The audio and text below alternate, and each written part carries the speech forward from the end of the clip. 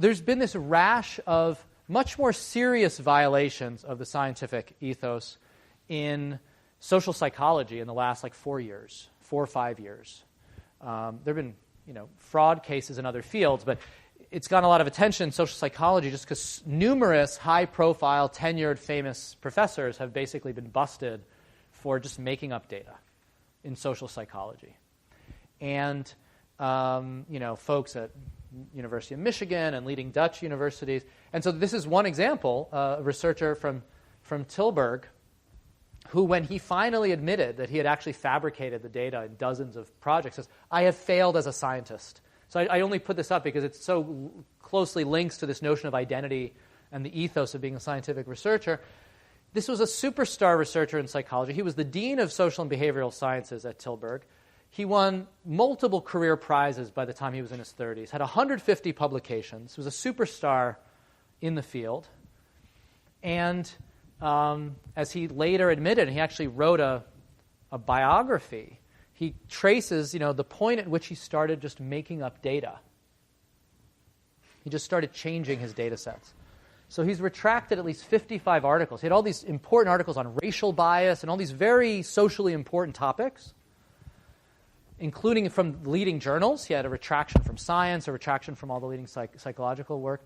The work of all of his co-authors and grad students has been discredited because he would often handle a lot of the data. And in fact, there were warning signs. He never let anybody see the data, even his own grad students.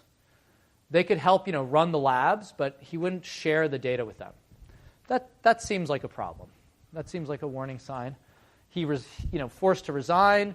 They took away his PhD. They opened criminal proceedings against him, which were eventually settled for, community service and some other things. And it's interesting. He wrote this biography where he talks about his descent into doing this. And some of the reviewers, actually, it was apparently beautifully written. And some of the reviewers later discovered that whole sections had been plagiarized from James Joyce and other authors. So it was this beautifully written thing about his emotions. And so how could this have happened? It turns out data sharing is very rare in psychology. Very few psychologists post their data. Very few psychologists will share their data with you if you ask them, even though the American Psychological Association and other professional societies state that it is an obligation of a researcher to share data when possible. So there was a norm of secrecy in the field as a whole. I mean, this is an incredible departure from Mertonian norms. And any attempt to get data was seen in a very negative light. So it makes you wonder how many other cases there might be in other fields. I mean, for those of us in economics, we're kind of a mixed field. Some journals require data sharing and some don't. The American Economic Review does. The Quarterly Journal of Economics doesn't. Some researchers post all their data, some post none of their data. There's no clear pattern, no clear norm, one way or the other. So that opens up the possibility that there's a lot of things that may not be robust. How can we prevent this from happening in the future? I think the easiest solution would be for people to share data and post data, for journals to mandate it, for funders to mandate it.